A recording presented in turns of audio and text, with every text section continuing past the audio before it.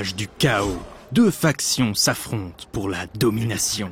Aujourd'hui, le nom Warcraft est indissociable du MMORPG prenant place dans cet univers, World of Warcraft. Mais comme tout joueur sur ordinateur le sait, l'univers Warcraft a débuté sous la forme d'une série de jeux de stratégie temps réel, devenue la référence du genre dans les années 90.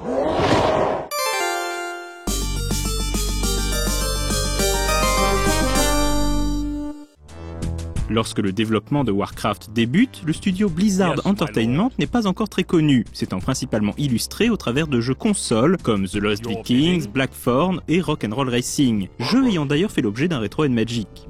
Repéré par Brian Fargo à la fin des années 80, Blizzard a déjà le talent, mais pas encore le titre phare qui le propulsera au premier plan des créateurs de jeux. C'est alors que l'équipe découvre Dune 2. Le jeu de Westwood, souvent considéré comme le premier vrai RTS, va déchaîner les passions chez Blizzard. Tout le monde y joue au sein du studio, mais très vite deux défauts de Dune 2 émergent, l'absence de mode multijoueur et l'impossibilité de sélectionner plusieurs unités à la fois.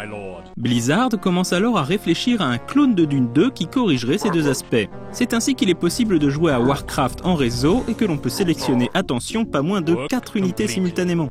Dans Warcraft, on commence avec un hôtel de ville et quelques péons et il faudra commencer à couper du bois et exploiter des mines d'or afin de construire de nouveaux bâtiments, recruter des armées et finalement raser la base adverse. Les deux races, les humains d'un côté et les orques de l'autre, sont très similaires. Les seules vraies différences, en dehors de l'aspect cosmétique, se situant au niveau des unités magiques. Côté humain, on trouvera des prêtres soigneurs et des mages élémentaires, tandis que côté orque, on trouvera plutôt des nécromants et des warlocks invocateurs de démons. Certaines missions sont de type donjon. Dans celle-ci, le joueur ne peut pas construire de base, mais doit accomplir un objectif précis à l'aide d'un petit groupe d'unités. Si le gameplay s'inspire de Dune 2, l'univers du jeu de Blizzard est lui aussi sous influence. Impossible de ne pas remarquer les similitudes avec le jeu de figurines Warhammer de Games Workshop. On sait désormais que ces ressemblances ne sont pas une coïncidence. Sur son site web, Patrick Wyatt, qui fut le producer et lead programmeur de Warcraft, a en effet révélé que Blizzard avait d'abord pensé à acquérir la licence Warhammer. Au final, les négociations n'aboutirent pas, et Blizzard finira par créer son propre univers, même s'il était trop tard pour changer les sprites et le style général du jeu. Il est amusant de noter que certains jeunes joueurs imaginent aujourd'hui que c'est Warhammer qui plagie Warcraft. Warcraft prend place dans le royaume d'Azeroth, peuplé d'humains courageux avec leurs chevaliers, leurs prêtres et leurs châteaux. Un beau jour, une mystérieuse porte apparaît, permettant l'arrivée en Azeroth de la malfaisante horde des orques, des créatures brutales et verdâtres, avides de sang et de conquête. Au départ, Warcraft n'avait pas vraiment de scénario. C'est Bill Roper, futur producteur de Diablo, qui va commencer à établir le background de l'univers alors qu'il se trouve dans le studio audio pour enregistrer la voix off de l'introduction du jeu. Warcraft n'est pas dénué de défauts, principalement la nécessité de construire des routes autour desquelles on pourra placer les bâtiments de sa base. Mais le jeu possède un charme bien réel, que ce soit au niveau de ses graphismes ou de sa musique. Son mode multijoueur sera sa plus grande force et lui assurera un joli succès.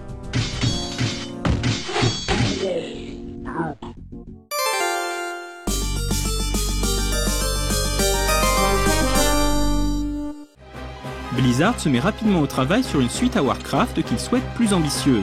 Véritable objet de culte, Warcraft 2 Tides of Darkness sort en 1995 et va propulser Blizzard dans la cour des grands.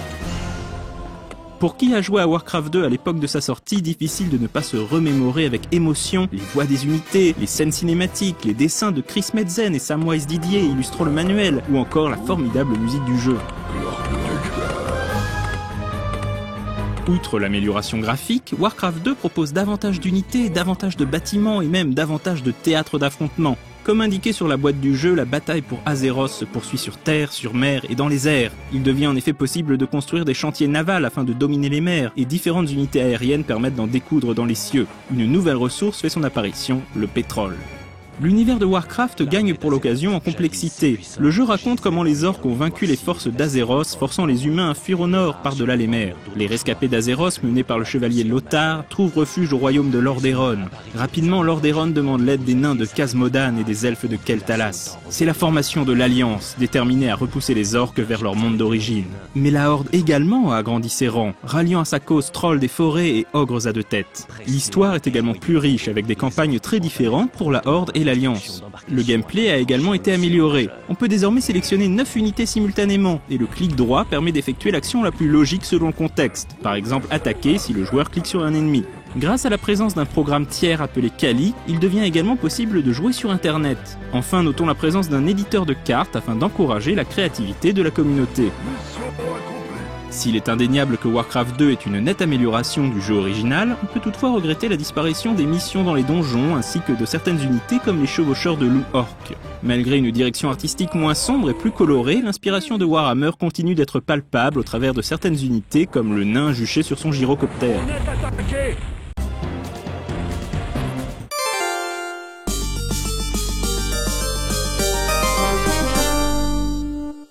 Warcraft 2 ayant rencontré un succès planétaire, Blizzard commence à travailler sur une extension dont le développement proprement dit sera confié à Cyberlore Studios. Après la défaite de la Horde et la destruction de la Porte des Ténèbres, l'Alliance doit franchir la faille et envahir le monde natal des orques, Draenor, afin de contrer les plans démoniaques du nouveau maître de la Horde, le chaman Ner'zhul. Mais si la porte est détruite, la fissure qui rejoignait ces mondes hostiles demeure béante. Beyond the Dark Portal n'apporte pas grand-chose de neuf à Warcraft 2 en dehors des nouvelles campagnes et du nouvel environnement. Aucune nouvelle race ou nouvelle unité ne vient enrichir le gameplay. Les campagnes mettent l'accent sur les héros, des versions boostées des unités. Le concept n'est pas nouveau, Warcraft 1 et 2 en comptaient déjà quelques-uns, mais Beyond the Dark Portal les place vraiment au cœur des missions. Warcraft 2 et son extension ressortiront également sur PlayStation et Saturn sous le nom Warcraft 2 The Dark Saga.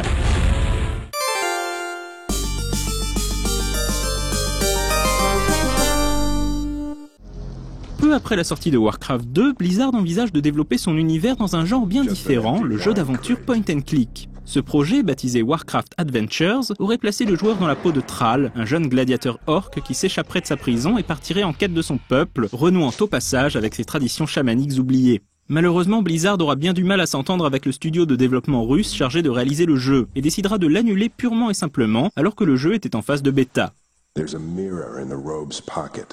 Des vidéos de cette version bêta ont depuis fait surface sur le net, vidéos dont vous voyez en ce moment un extrait. Même si Warcraft Adventures ne vit jamais le jour, son scénario sera recyclé sous forme de roman et Thrall deviendra par la suite l'un des personnages les plus importants de l'univers Warcraft.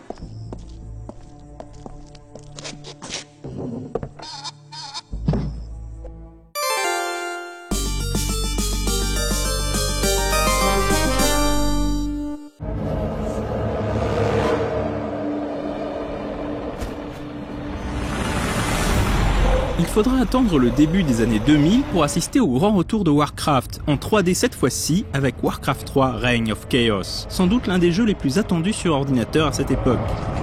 Son développement n'aura pas été un long fleuve tranquille.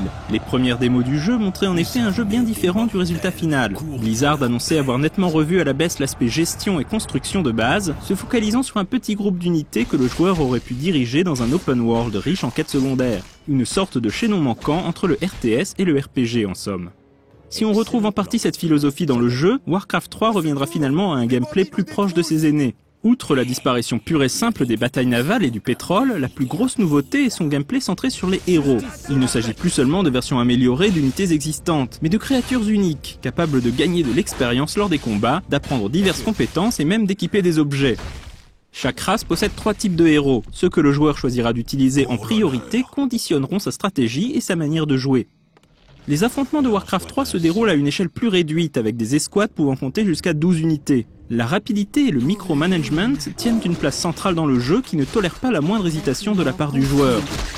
Le jeu accorde également davantage de place à l'exploration. Le joueur pourra trouver sur la carte des groupes de créatures neutres qu'il pourra éliminer pour gagner de l'expérience ou des objets, une idée qui semble inspirée de la série des Heroes of Might and Magic. Ainsi que le jour-nuit a également été implémenté qui influe sur l'attitude de certains monstres. Nous avons découvert un groupe de maraudeurs murlocs dans la rivière proche. L'autre grosse différence de Warcraft 3 par rapport à ses prédécesseurs est que le jeu compte désormais 4 races au gameplay bien différents.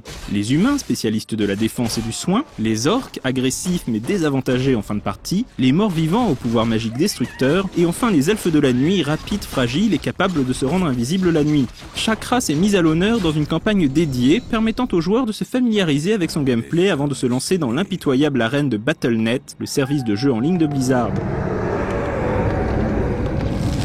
Côté histoire, les démons de la Légion Ardente qui contrôlaient les orques depuis les coulisses dans Warcraft 1 et 2 décident d'employer une nouvelle tactique pour conquérir Azeroth, un fléau mort-vivant qui se répand rapidement sur les terres de Lordaeron. Orcs et humains fuient vers les terres de Kalimdor, patrie des fiers taurennes et des elfes de la nuit.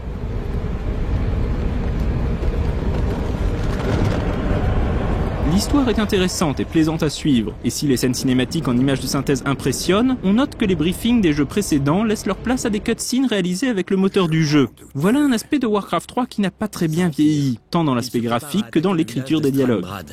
Pour autant que nous le sachions, ce village est sans aucune défense. Mais ce n'est que villepinaillage, car il est indéniable que Warcraft 3 est à nouveau un joyau du RTS. Qui plus est, son éditeur de niveau, certainement l'un des plus puissants jamais mis à disposition d'une communauté de joueurs, permettra l'apparition de toutes sortes de mods, certains devenus entre-temps des jeux à part entière. Le règne du chaos est annoncé.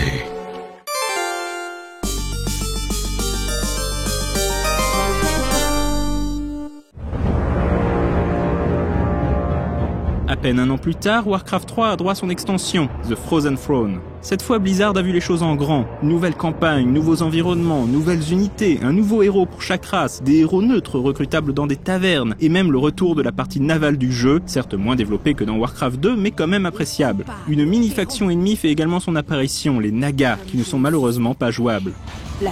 L'histoire de cette extension tourne autour de deux des principaux anti-héros de Warcraft 3, Illidan, l'elfe de la nuit corrompu, et Arthas, le prince déchu de Lordaeron, devenu chevalier de la mort. Ces deux personnages s'affrontent pour contrôler le trône de glace où repose l'âme de Ner'zhul, qui contrôle le fléau mort-vivant. Cette histoire sert principalement à mettre en place l'univers et les enjeux de World of Warcraft, qui déferlera sur les ordinateurs du monde entier quelques mois plus tard. Travail terminé.